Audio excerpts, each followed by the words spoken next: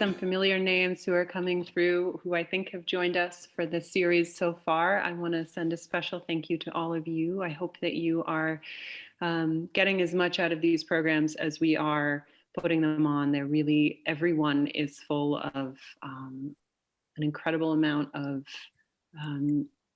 just connections and history and story and experience. And so I know some folks have been asking about the availability of these programs. So we are going to wait until the whole series is finished, and then we will be offering them down the road for people to view once we finish. So we will be taking a break for the summer and starting up with it will be our 5th program in September.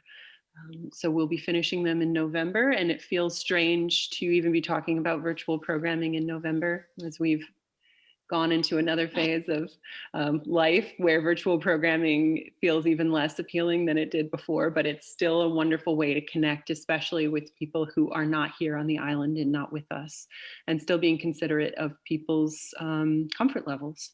So we will keep everyone up to date on the availability of those talks. And for those of you who are just joining us, who haven't before, we welcome you to join the series. And if you've missed any of them in the past, we will have them available for people to check out down the road. All right, so I'm going to give it one more minute and then we'll get started to just let the few more people come through. But welcome to all of you.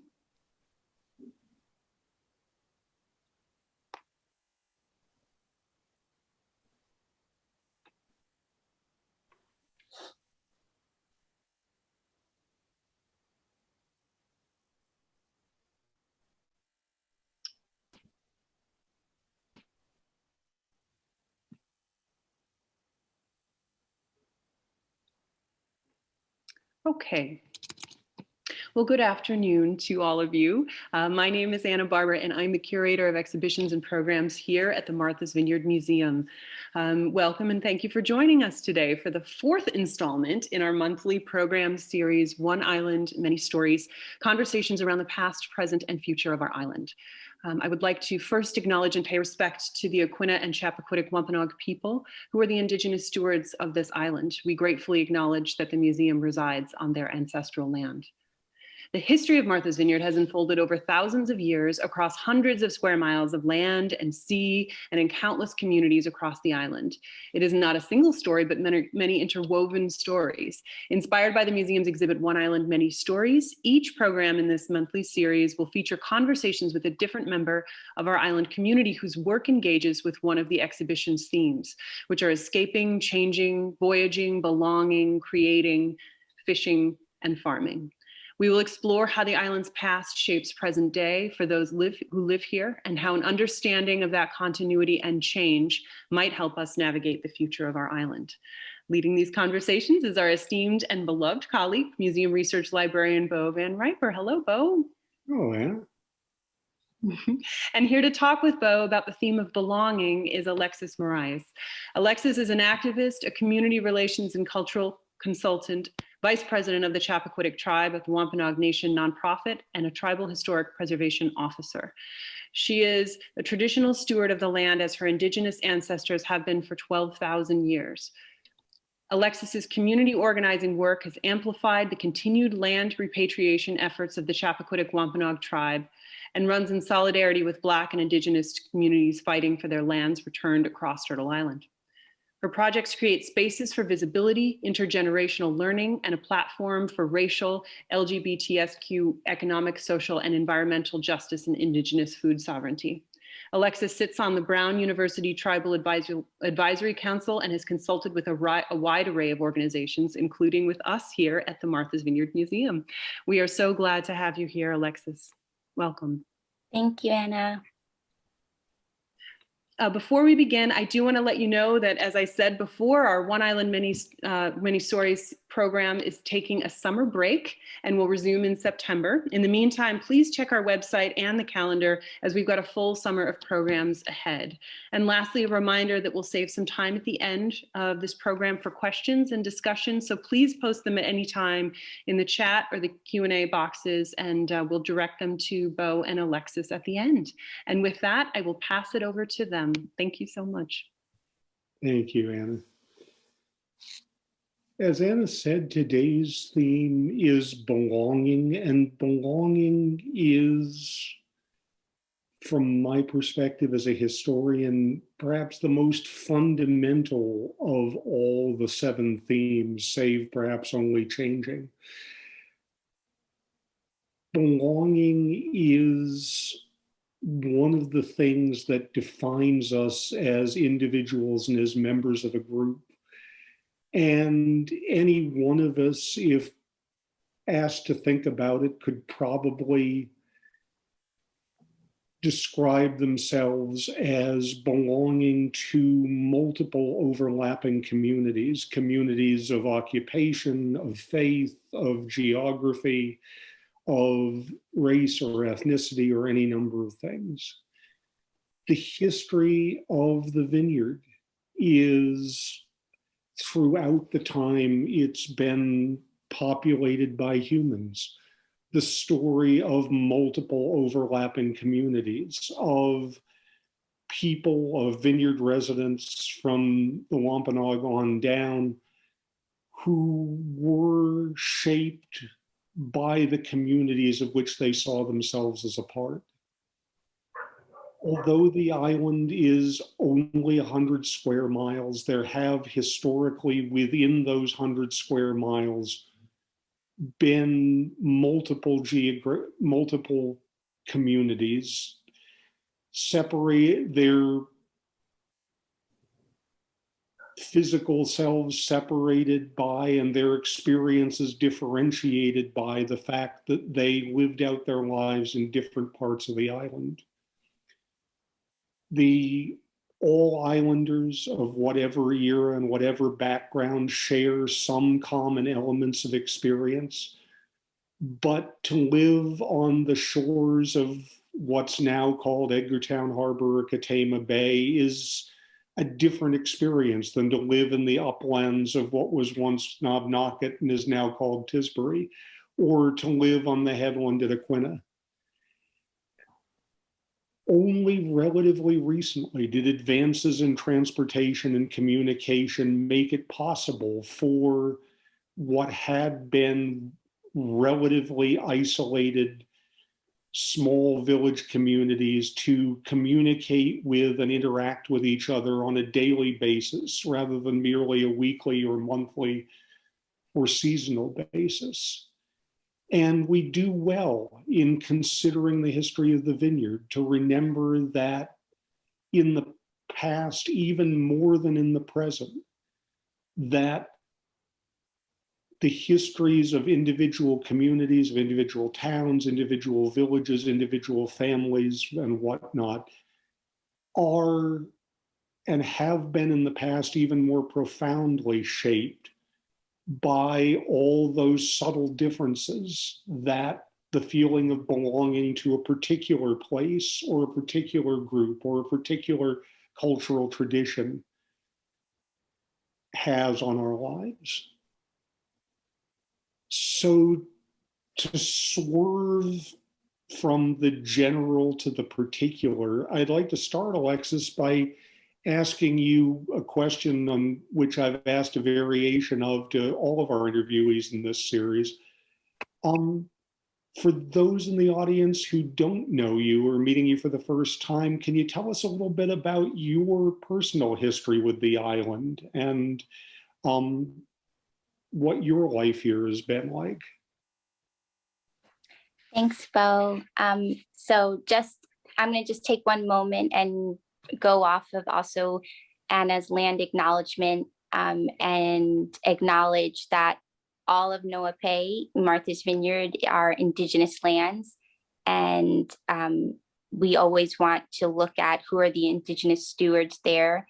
And so I want to recognize that we sit on the lands that were once tribes of Deep Bottom, Christian Town, Aquinnah, and Chappaquiddick. And so looking at currently, we have the Chappaquiddick Wampanoag Tribe, whose indigenous homelands are Chappaquiddick, Muskeget Channel, also at once parts of Nantucket, and also the Aquinnah Wampanoag Tribe in Aquinnah. And so my story along my ancestors would take us to 12,000 years, which is the time period that the Wampanoag people historically have been noted, both culturally practicing and archaeological studies of our presence. So 12,000 years. My family, I descend from the Rocker line.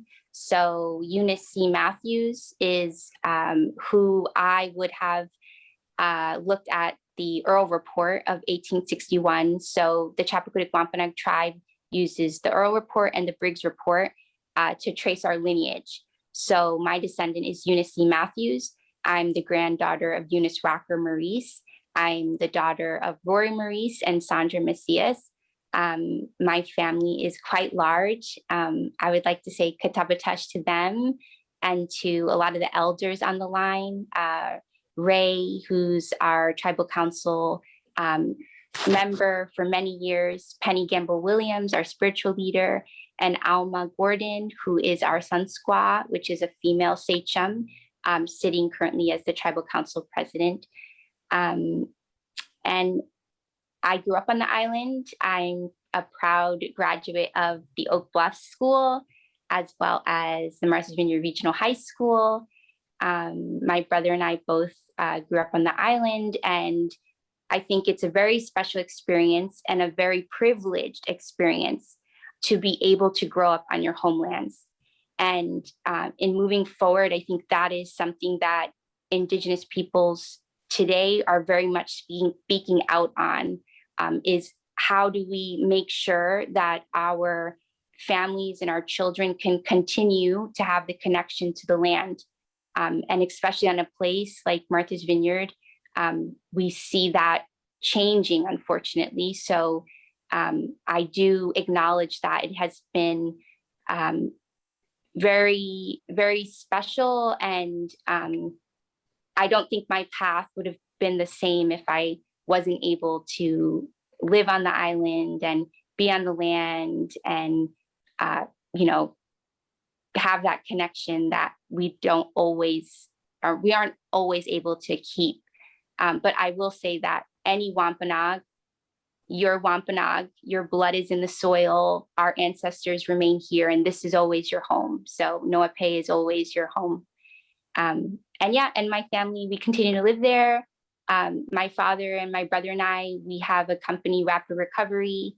We're very lucky to be part of the island community. As you said, I myself identify as Latina, Indigenous, Black. And so I have found that has been another special experience on the island, because it is a very, it's a changing place. And, I hope to see more diversity and more people speaking, on their experiences on the island. Thank you. And there are a couple of things that you mentioned there that I want to come back to, but particularly you talked about the importance of conveying the history and the culture and the traditions of the Wampanoag to future generations. And as I understand it, as part of the Chappaquiddick Tribe, you've been involved in programs to do exactly that and to make sure that this incredibly important work is carried on. Can you tell us more about that? Yeah, so a big aspect,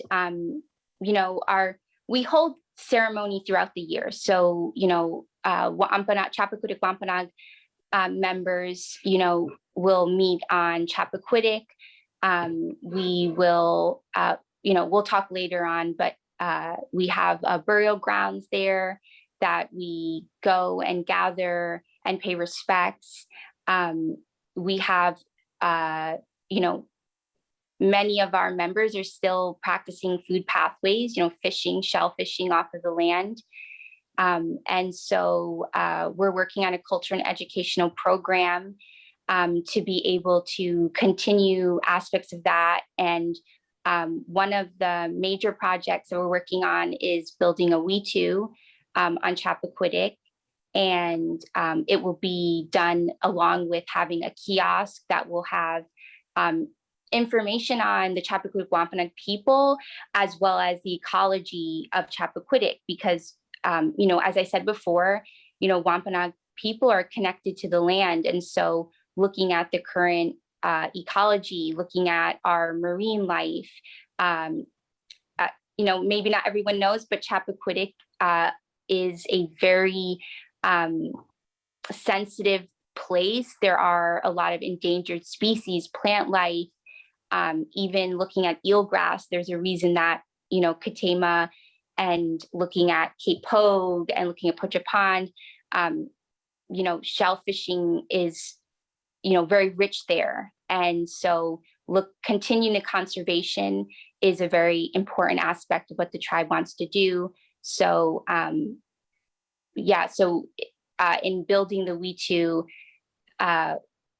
you know, we're going to have many efforts to continue that process of making sure our, you know, not just youth, honestly, Chappaquiddick Wampanoags of any age can, you know, there's a term that's being used today. It's called indigenizing spaces. So it's speaking to how do we have a representation that, you know, this is Chappaquiddick Wampanoag homelands. And a Wetu, for those who don't know, is a traditional home site.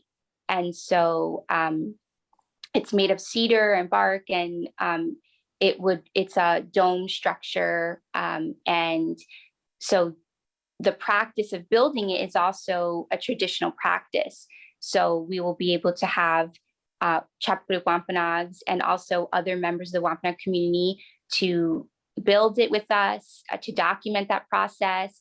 And that will be used both culturally in ceremony, but also as an educational tool to, you know, make sure that our present day, you know, existence is, you know, known, and that people are educated that, you know, the Chappaquiddick Wampanoag people are still here. So, and in addition to that, though, Bo, we worked with the Yale Northeast Portal. It was originally called the Yale Indian Papers Project, but now it's Native Northeast Portal. And, you know, that's a great resource to look at archives, primary source documents. And we have many members sit on boards on their Native American councils from UMass Amherst, Brown University. There's a Massachusetts working group for the Indigenous peoples of Massachusetts. There once were 69 tribes in Massachusetts. So that number has pre-contact, that was pre-contact. So that has grown smaller, but there's a, you know, a real push for Indigenous solidarity. So making sure that as we move forward as a Chappaquiddick Wampanoag tribe, we are acknowledging our other Indigenous peoples in Massachusetts, because, you know, it's important to remember, and also to ensure that everyone has access to these, both culturally, but also to have, you know, an equitable life. And thank you. For those in the audience who don't spend their working days surrounded by historical documents, the Native Northeast Portal, as it's called now, is a scholarly project that aims to gather together, digitize, and make available via the internet copies of historical documents related to the history of Indigenous peoples in New England. And it overcomes what has traditionally been one of the single greatest barriers to properly recovering the history of Indigenous peoples post-contact in New England, or indeed anywhere else, that these documents are frequently spread in ones and twos and threes and tens across multiple collections, across multiple institutions, which may, because of their history of focus on predominantly settler cultures and their documents and their stories, not even know what they have. Certainly that is true historically and true today of the Martha's Vineyard Museum. We have a significant number of Wampanoag documents or documents related to the settler community's attempts to manage or deal with or engage in land purchases from the Wampanoag. And we right now have no clear idea of just how many documents those are, what portions of the Wampanoag tribe they involve, or what they say or what their significance is.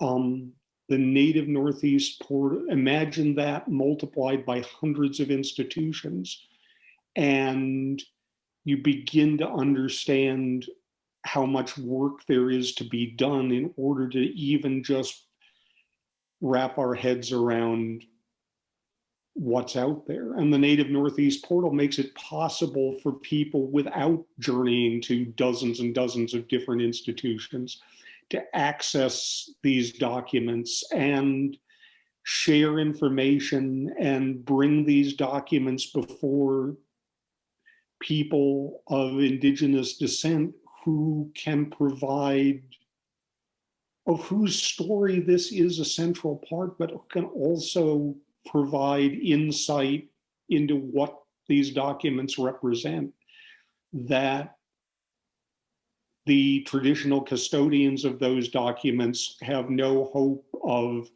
working out by themselves. So it's a step on a long road, but an incredibly important one, and one indeed that, Alexis, you and I met through the Chappaquiddick Tribe reaching out to the museum and saying, we would like to embark on a project where we work with you to identify documents in your archives that relate to the Chappaquiddick Tribe. Can you tell us a little bit about what motivated that request, which we were happy to get and are excited to begin working on you with? Yeah. Let's just assume that I got my prepositions in the right order and we'll move on to the actual answer.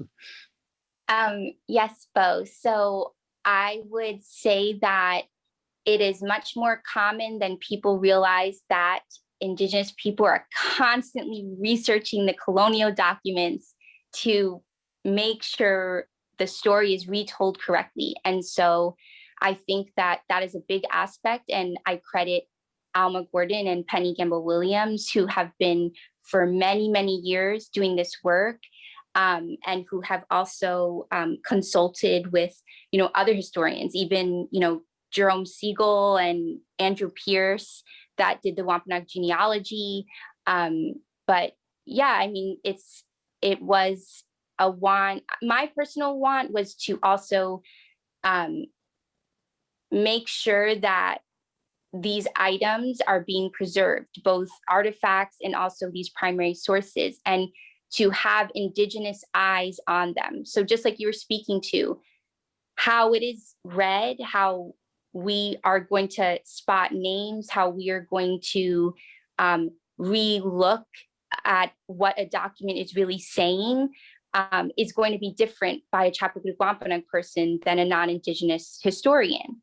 And so, this work, as I said before, has been done by our elders, and we're trying to continue that. And, you'll hear me repetitively saying it, but we're trying to make sure that access is there. And so that was really important for us. And,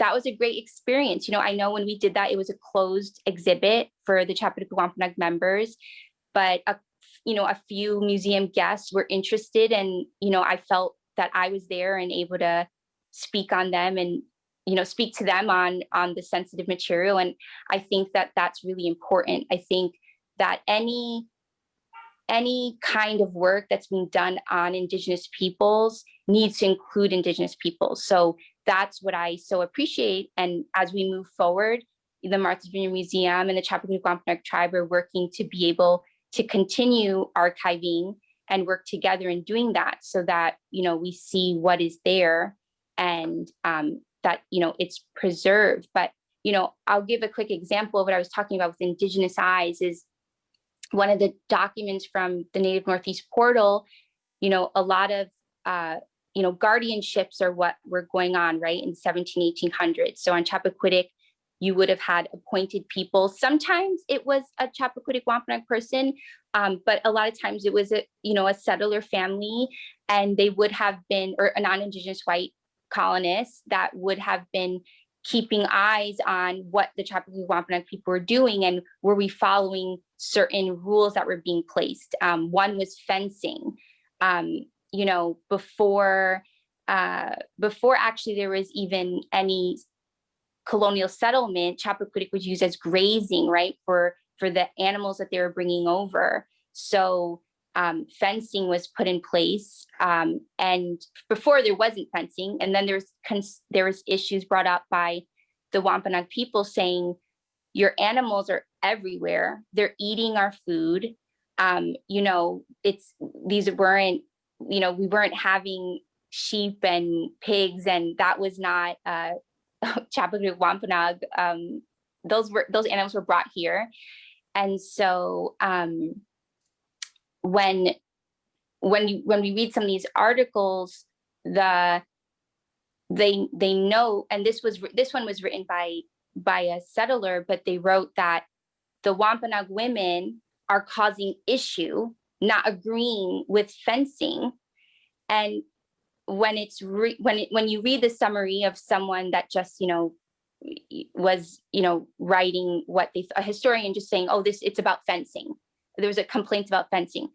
That's not what it was. It was resistance. It was Wampanoag women, Chappaquiddick Wampanoag women, resisting colonial power trying to take away sovereignty. So the women were refusing to put fencing or abide by what the settlers were telling them on their lands, right? So I think those are ways that when we share this information, it's looked at differently, and that story changes. And I think that's, to be honest, it makes it more exciting, I think, for everyone to really to see this different perspective, which in my opinion, the Wampanoag story is what should be highlighted. That's what we should be focused on.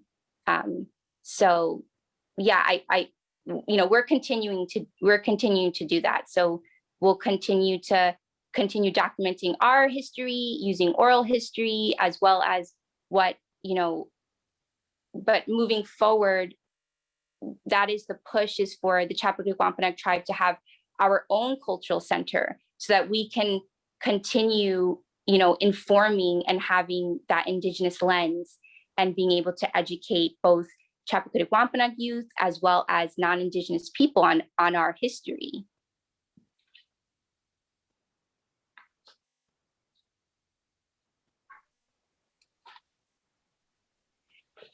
A particularly important mission in the case of the Chappaquiddick Wampanoag, because, and I say this as somebody who's been involved in vineyard history since, well, let's just say for a very long time.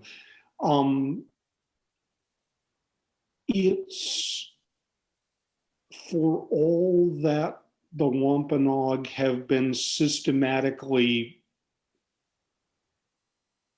underrepresented in traditional histories written by historians from the settler community, even among the treatment of Wampanoag history, the Chappaquiddick Wampanoag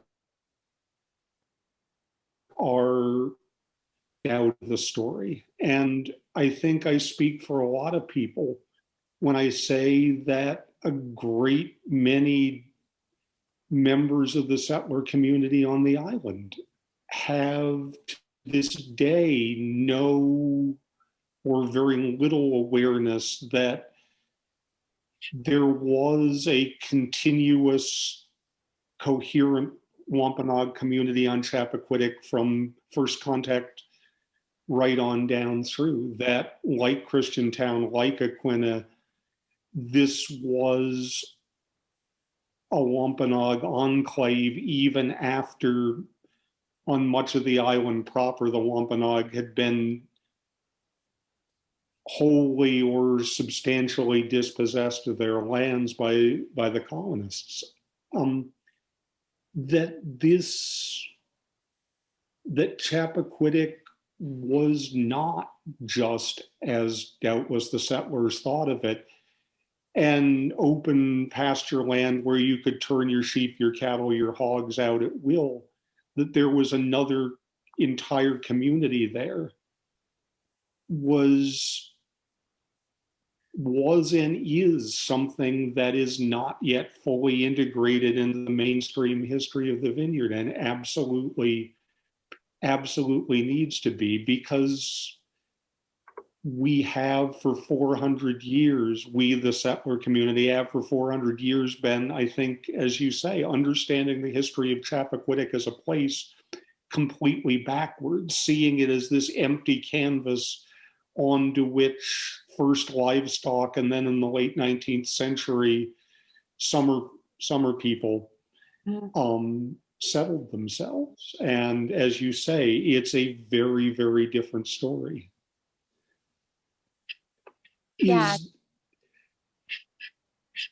Please, yeah. No, keep going. I was wondering, oh, no, you go.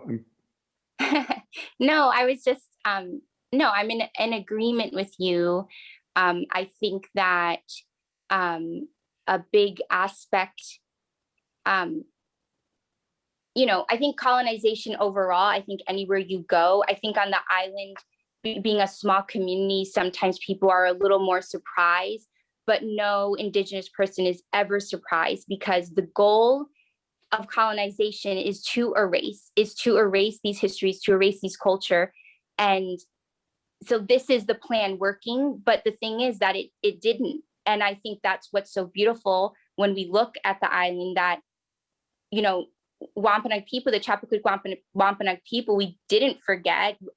I understand what we're saying here is, well, it's not as documented, but that's where I kind of flip it on you and say, well, that's the work to be done by the non-Indigenous community also, right? So the survival that the Wampanoag people have done is already so much. So that's what I really, in speaking with you, and we've had these conversations, you and I, but the existence of the Chappaquiddick Wampanoag people is this resistance.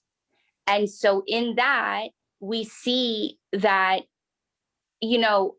well, against all odds, we are still here, and we do the land acknowledgement, right? But then we need to move forward. So after the land acknowledgement, what happens? So if you're a non-Indigenous person, what is your role now? And I would say that it's to do the work, to do the research, to support. So if you see Indigenous people, if you see the Chappaquiddick Wampanoag people speaking on an event, show up. If you want to share what they said, share it. If you want to contribute to their projects, do that.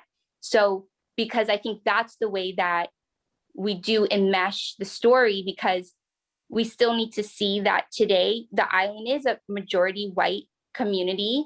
And so we do need to work together to make sure that all these stories, as we've been, right, that, the museum's doing the speaker series, that all these stories are being retold, and by everybody. Because I think,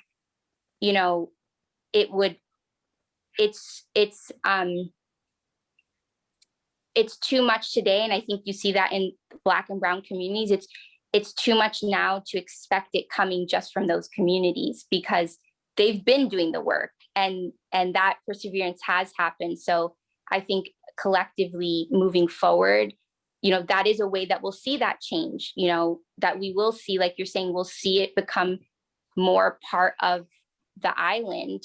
And honestly, in what we were talking about, indigenizing spaces, how can the island community support seeing more Wampanoag people and I say, because we all have friends, right? But sometimes people don't even acknowledge that to an extent. So we're not acknowledging the difference of experience of a Wampanoag Islander and a non-Indigenous Islander. It's a very different experience. And I think the more we talk about it, you know, the more we'll all learn from that.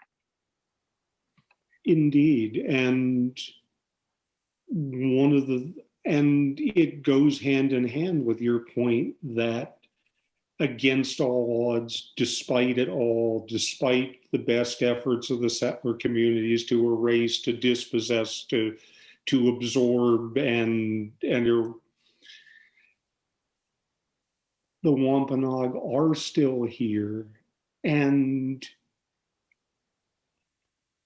it seems to behoove the non-Indigenous community to ask, how did that, against all odds, come to be? And what does it mean to be here now at the end of after 400 years of that kind of a struggle? Because to loop back to something I said at the beginning, the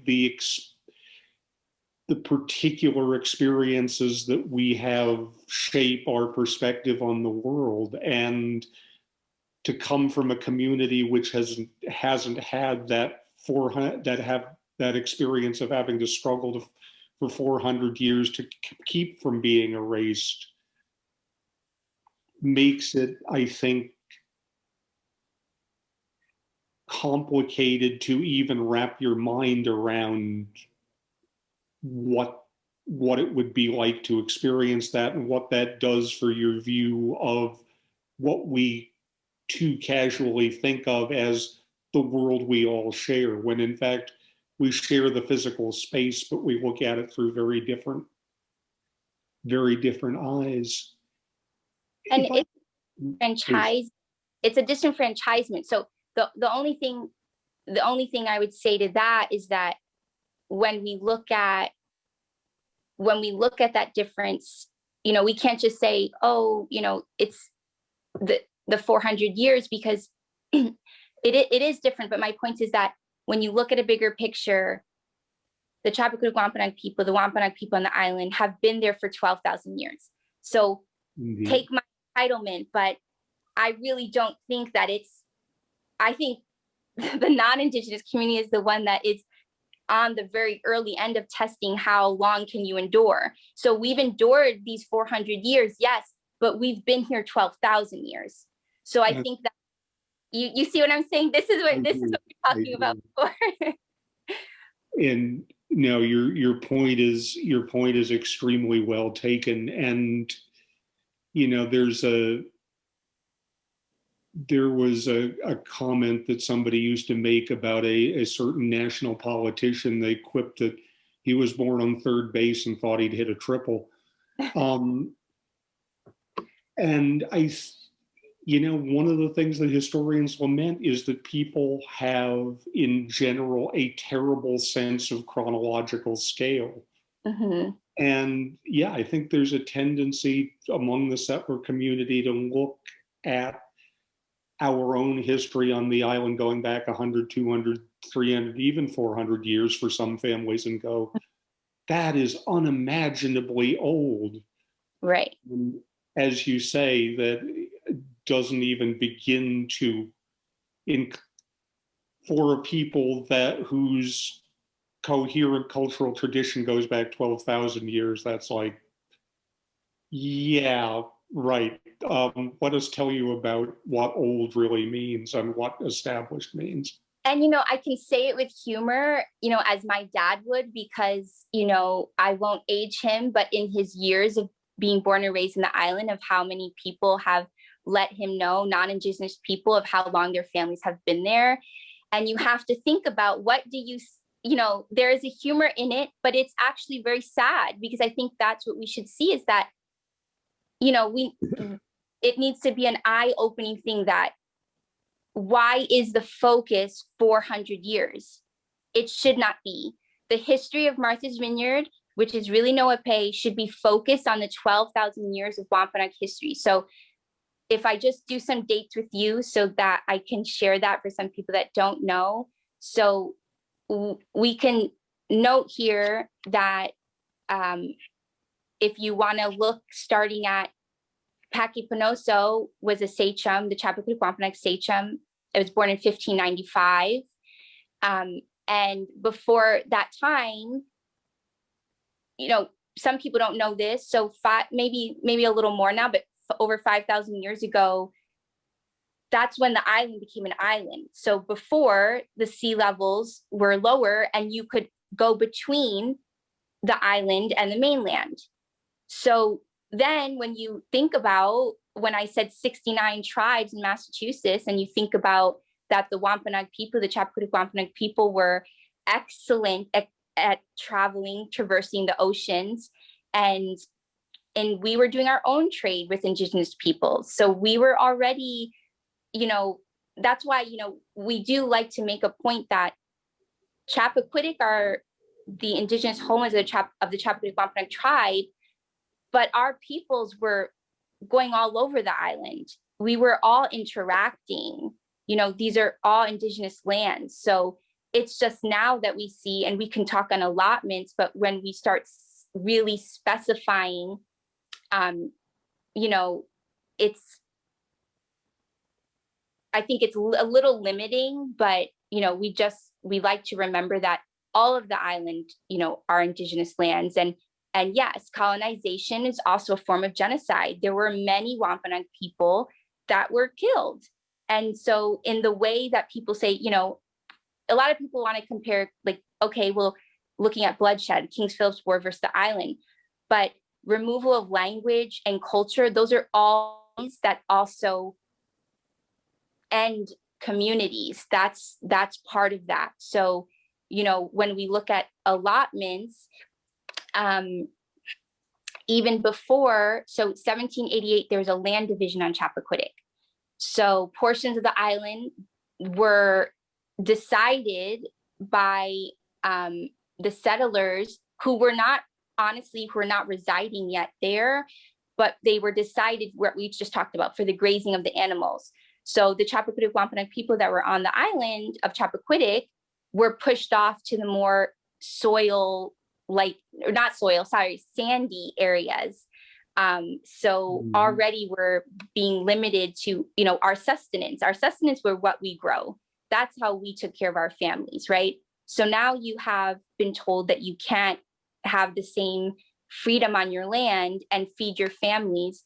And so you saw more Chappaquiddick Wampanoags having to leave Chappaquiddick, right? That wasn't a choice. That was out of a forced necessity of survival. So, and I think when we look at also, we can look at, you know, Christianity, and we can talk about praying towns. Well, you know, we had spoke on this, you and I, to talk about Edgartown. What was happening in Edgartown Harbor? You know, when we're looking at the 1800s, that was a bustling port. There was so much trade happening in Edgartown. Do you want to speak on that a little bit, Bo? And I mean, Edgartown, as you say, in the middle of the 1800s, it's traditionally associated with whaling. And certainly there were 6, 8 whale ships home ported out of Edgartown that would go to the far corners of the world and bring back cargoes that today would be valued in the millions. There was a thriving fishing fleet and a herring fishery at Mattakesett Creek there, and Edgartown was right down to the early 20th century a port of entry for the United States, with a customs office where ships from the Caribbean, ships from Europe would stop and pay their customs duties. And as a result, in addition to the whaling industry, in addition to the fish caught offshore, in addition to the more pedestrian coastal schooner trade that brought in coal and lumber and stone and the other necessities of life that brought in grain from off island and whatnot. Edgartown was a stopping off point for the ships of the much, much larger Atlantic world trade network that bound North America, the United States, to Europe and West Africa and a good chunk of the rest of the globe. And there's a reason why nowadays the tour buses can point at all these beautiful 2- and 3-story white clapboard homes on North and South Water, North and South Summer Street. That Edgartown, as we know, was built in the mid-19th century with the money generated in this trade. Mm-hmm. And yet,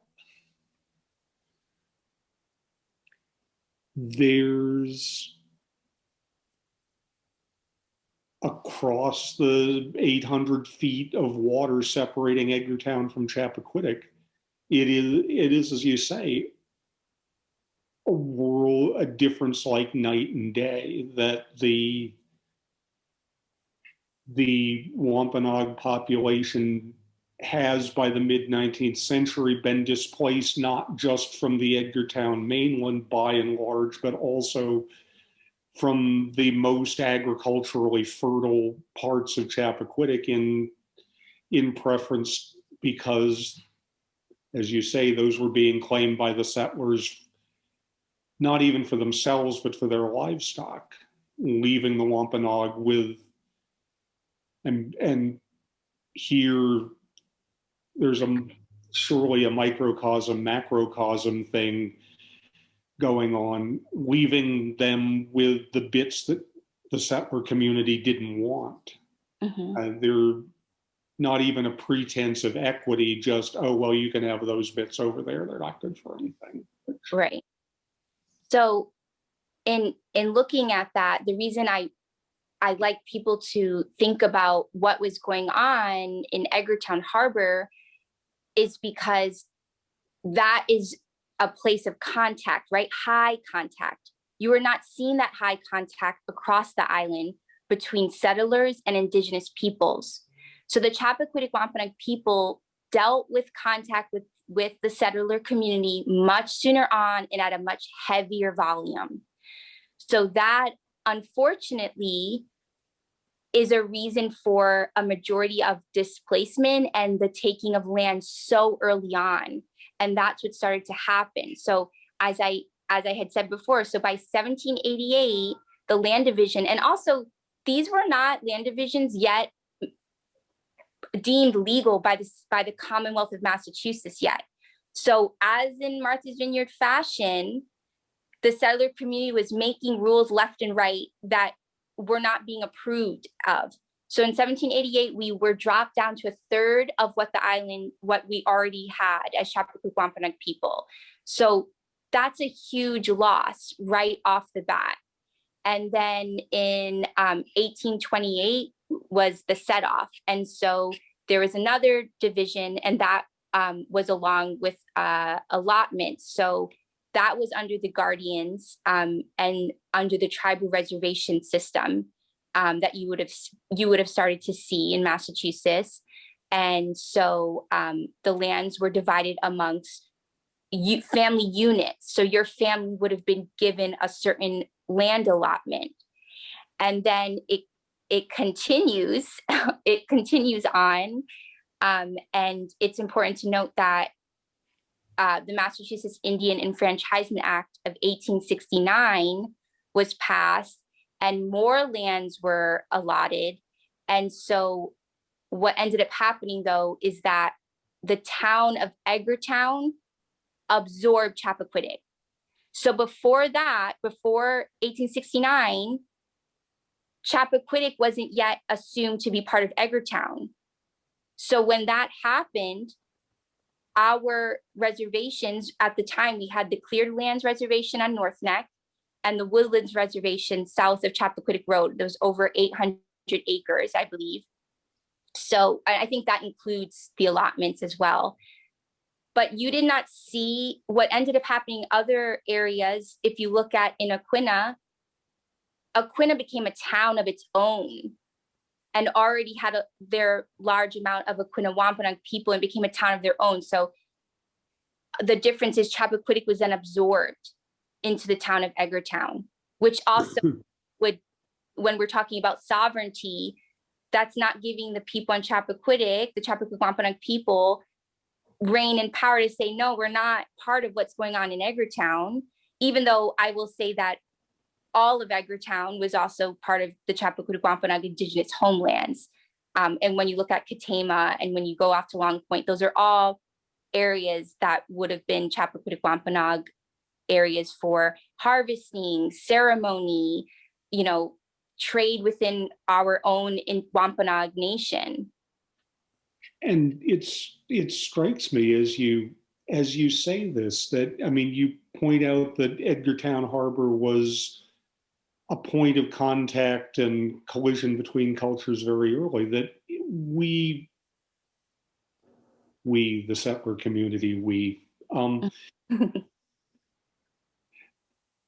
tend, I think, to overlook the fact that when we talk about first contact, be it Thomas Mayhew and his group, or John Pease and his group before that, or Martin Pring in the first decade of the 1600s, it was the Chappaquiddick Wampanoag who bore the brunt of first contact with the English colonizers on the island, and that the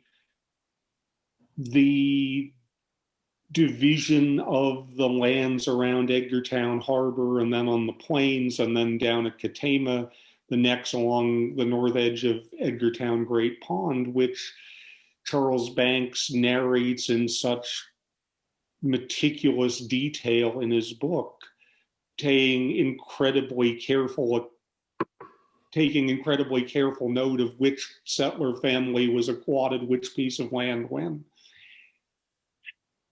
completely blinds us to the fact that this was not just land laying there unused for the taking, that this was land that had been seized from the people who, as you say, had been there for 12,000 years, and that Thomas Mayhew would be the first, I'm sure, to tell posterity that he did it all in the most meticulous and legal way possible.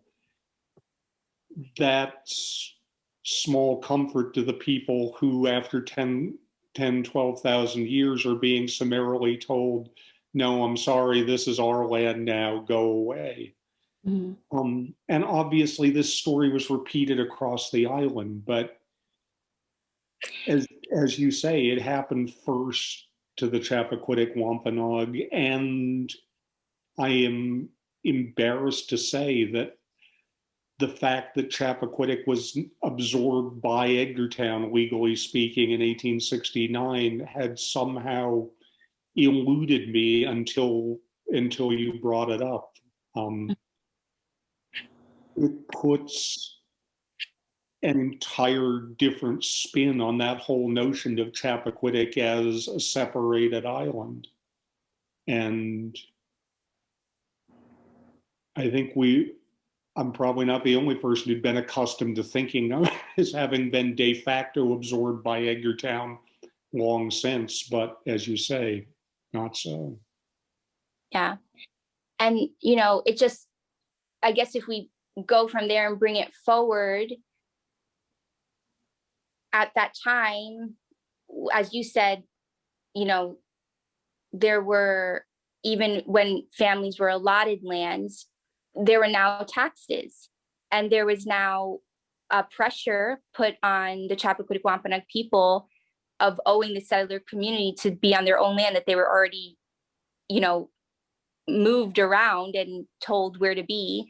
And so then you would have seen a lot of the Chappaquiddick Wampanoag men going on the whaling ships. Our community are very well-versed whalers and had our history in that. And So when you think about, when we're talking about where people are moving and why, these are reasons. When I said it's like, it's survival, you're going to lose your land if you don't pay these taxes. You're going to be pushed out. Your family, you are no longer able to live off the land as we did and provide for your family. So you saw a lot of Chappaquiddick Wampanoags moving. And always the other thing too is that intentions of coming back, and when a lot of Chappaquiddick Wampanoag people would come back to their homes, and we can even talk, looking at more current day, looking at in the 60s and the 70s, and having properties that were technically absorbed by settler families, and a lot of quit claim deeds were starting to happen. And there are a lot of very loose deed exchanges on the island. And so it's a very sensitive topic, I think, for both Chappaquiddick Wampanoags and also the settler community, because I think that we don't always acknowledge that the ways that lands were exchanged was not legal, was not appropriate, was not fair, and people get very sensitive about it. But at the same time, it's like, these are the things that we need to speak truth to, and around that, then healing can happen. But as you move forward, when we were talking about land acknowledgement and what do you do forward, so a lot of times people have asked us, well, what do we do now? So we learn about this history of how the Chappaquiddick Wampanoag had so much land taken, but what do we do now? And so the Chappaquiddick Wampanoag tribe has been proceeding towards land repatriations. And it's an important point to understand that it does not mean anyone's losing their homes. It's not lands of people that live on Chappaquiddick. So there are common lands. There's the town of Edgartown, I believe, has 27 acres in holding on Chappaquiddick. And so as we move forward and we think about who has the right to be the Indigenous stewards of that land, it is the Chappaquiddick Wampanoag people. And as people think about donating lands, whether it's for conservation, whether it's for other causes, we need to start seeing that the Indigenous people of the island sit in the same position, if not higher, of how the lands of Noepe should be conserved. So when we look at, the Chappaquiddick Wampanoag tribe also has a nonprofit that's a 501c. And so when people want to gift lands, or those are things that really today, whether it's the Chappaquiddick Wampanoag tribe or other Indigenous groups, wherever you may be, look into that, look into the community, look into why are you deciding. That's the idea of gatekeeping. Who should hold space here? And on the island right now, it's very important to ensure as a community that the Wampanoag people are able to be the traditional stewards of their land. And so a return of lands is really a direction that the island needs to move to. And I would say that is an overarching feeling of Wampanoag Nation. And then speaking for the Chappaquiddick Wampanoag tribe, those are the efforts that we've moved towards. And we have been fundraising for what I spoke to you about, the We2 project, but also we've been fundraising to have a cultural center, to be able to purchase lands. And we welcome if people choose to donate lands. But, as I said, we're making efforts of how to figure that out on our own as well. And I think it's crazy, simply put, to think that you would be buying back your own lands, but I'm not against the effort of doing that, but I do think that more people today need to look at how are we how are we acknowledging, when we do a land acknowledgement, how are we actually actively making sure that the Indigenous peoples can stay on their homelands? So yeah, but it's you know, and I would say this is across the country, but you know, we're here speaking, you know, Martha's Vineyard Museum, and I'm speaking for the Chappaquiddick Wampanoag Tribe. So yeah, exactly. And there is, of course, a larger context to this in terms of a long belated recognition by the UN and its declaration of the right on the rights of Indigenous people. And I was surprised to discover by a statement by the Commonwealth of Massachusetts as far back as 1982, which I have to admit surprises me that they moved on it that early, recognizing the claims of the Indigenous peoples of what's now the Commonwealth. Does the Chappaquiddick Wampanoag Tribe see itself as part of a sort of larger regional or national or perhaps global movement of Indigenous peoples to reach out and seek justice and moving towards a more equitable future than we've had in the last few centuries of the past? yeah, absolutely. And so the UN, they call it UN DRIP for short, but the Declaration on the Rights of Indigenous Peoples, our tribe actually submitted comments to in support of, and it's to that bigger aspect of recognizing beyond what looking at Indigenous people's rights beyond what is the very minimal that the government does currently in federal recognition. So, you know, currently people who don't understand, but federal recognition it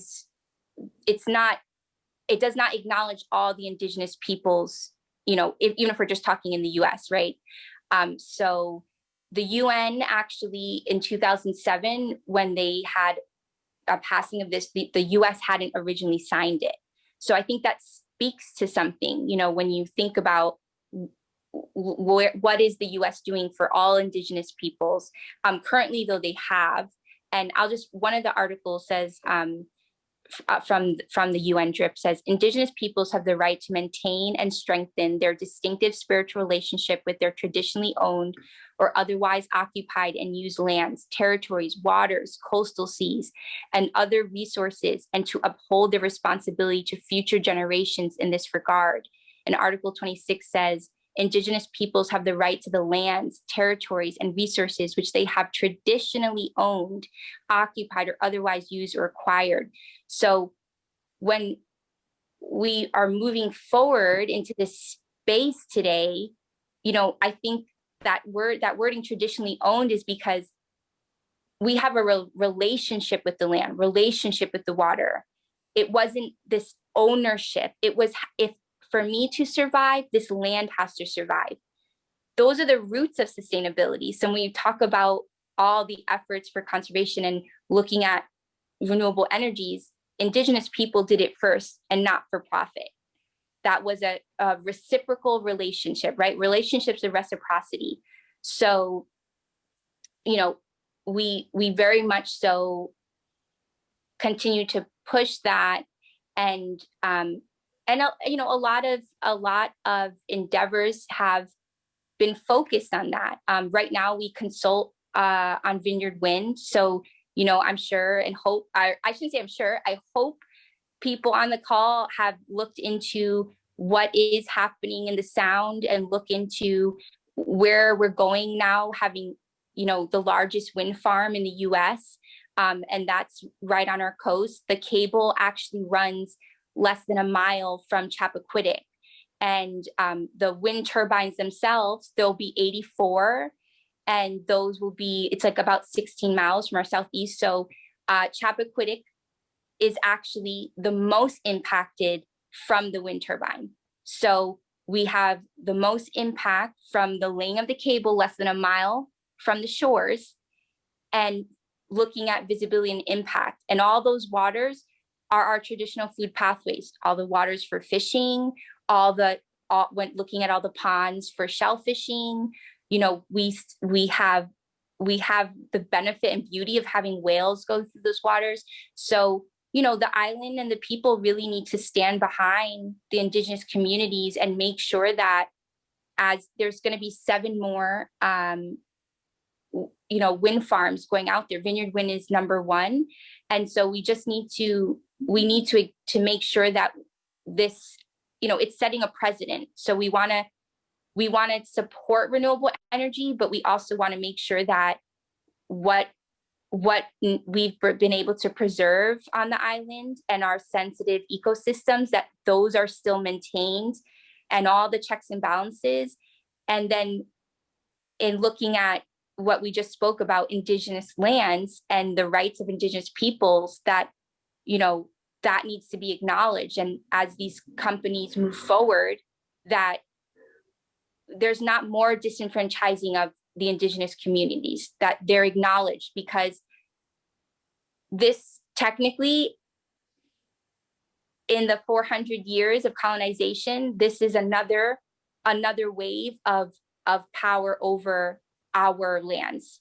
So it's important that there's communications, and honestly, it's you know, it's a big aspect of the island changing, that we all as an island community want to, you know, continue to, you know, just make sure that we are aware of how, you know, the impacts of the projects. Indeed. Alexis, this has been a fascinating and challenging and illuminating conversation. And before we throw it to questions, I just want to ask, is there any last observation you'd like to leave us with to wind this up? Well, maybe if Savannah, maybe we can look at the pictures really quickly. I realized I didn't show them. We can just go through them. That first image is just our seal. And then that's a photo of Love Madison Prince, born in 1801. And so, you know, there's over 400 Chappaquiddick Wampanoag that descend from Love Madison Prince. We can go to the next one. And now we have, so these are, you know, just going through, these are all Chappaquiddick Wampanoag people. Margaret Prince Matthews, 1826. And then that one is Anna Handy, 1889. I think the next one is a Helis, yep. Herbert Helis, 1878. And then Sampson's Hill Meeting House. So, you know, we had spoken about praying towns, and that is, well, that structure is not there anymore, but I think this is from 1886, the photo. But there were, you know, many reverends. Reverend Joe Blind Joe Amos was also a reverend, also Mashpee Wampanoag, but is buried on Chappaquiddick. So there's a history there, which, you know, people can research, is much more complicated when you look at praying towns and why exactly, you know, Chappaquiddick Wampanoags were converting. And again, as I said, looking at contact and looking at survival when you're coming in, you know, when you're dealing with a outside view. But I did want to mention, Bo, that I guess we can go to the last slide. I just had some, oh, sorry, that wasn't the last slide. Sorry, Savannah. These are group photos of the tribe. are gathering at the burial ground. There's a stone at the burial ground that acknowledges those that rest there. And I'll just do a quick listing. The core families for the Chappaquiddick Wampanoag tribe are the Brown, Curtis, Epps, Freeman, Handy, Heelis, and Rocker. Right now we have over 325 enrolled members. However, there's probably over 600 Chappaquiddick Wampanoags that are within these families and not yet enrolled. And the burial ground is on Chappaquiddick, and the Edgartown Cemetery Commission helped us with the plaque.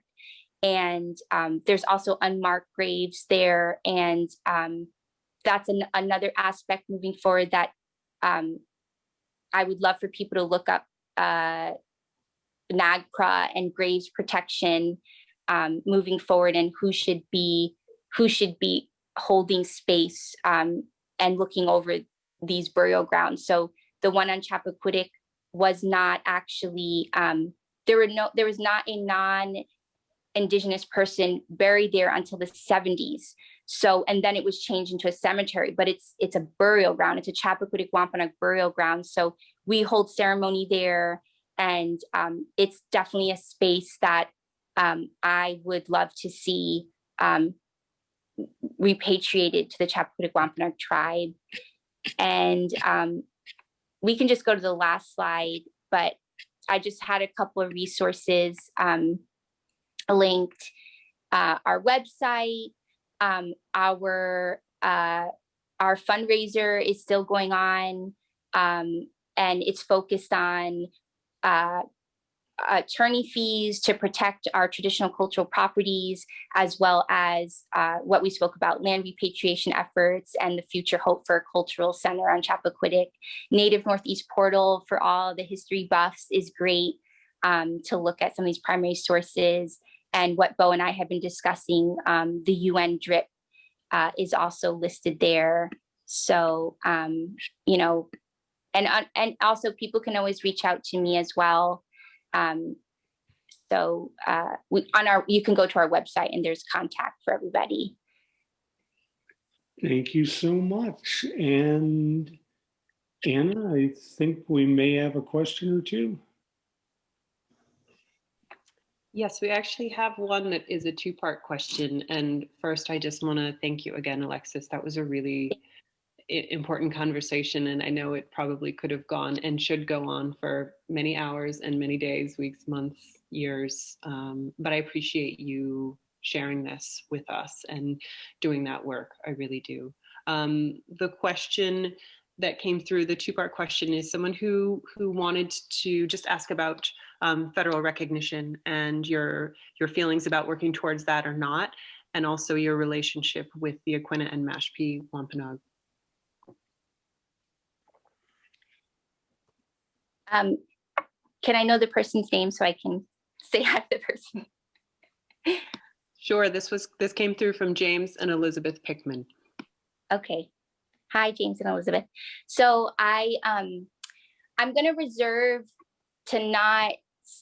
I have personal opinions on federal recognition, so I'm not going to really speak for the tribe on that aspect. I will just say that I don't fully feel, I feel that a focus when we're looking at Indigenous peoples, a focus should be on how looking at the Indigenous people's rights and how are we able to satisfy that. There's no way, speaking for myself, so this is where I'm dropping the Chappaquiddick Wampanoag podium, but there's no way the federal government is at this point able, or I shouldn't say able, is going to recognize all the Indigenous peoples in the US for federal recognition. And for those who don't know, if a tribe has federal recognition, they are also given funding from the federal government. So I feel that it's the minimal that the federal government has actually done in how they're supporting the Indigenous peoples in the US. So, you know, currently though, we do have 2 federally recognized tribes in Massachusetts, and that's Aquinnah and Mashpee, which they had commented on. And we're all part of Wampanoag Nation. So it's important for all of us to continue that solidarity. And so I think regardless of, there's many tribes, as the Chappaquiddick Wampanoag tribe is recognized in the Commonwealth of Massachusetts. So you're a state recognized tribe. It's not, I guess my point is there are a lot of tribes in Massachusetts as well that aren't given the support. And I don't think it doesn't have to just be done through federal recognition. So, but Wampanoag Nation is very strong, and our communities are not only related, but we continue to support each other's efforts. So. Thank you so much, Alexis, and Bo as well. I'm wondering, Savannah, if you're still here, can you pull up just the last slide with the resource list? So as we say our goodbyes, that could just be up so that if people are here, that they can get access to that for just another minute. Yeah. There is a lot of work to be done on our part, and a lot of learning and education, and I really appreciate that you, and I want to say hello to Penny and Alma, who are on here as well.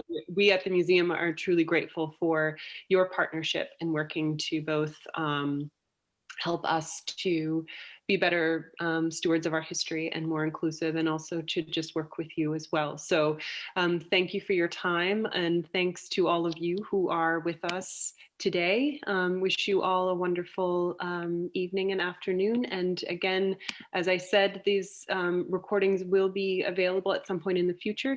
Feel free to reach out and to get details.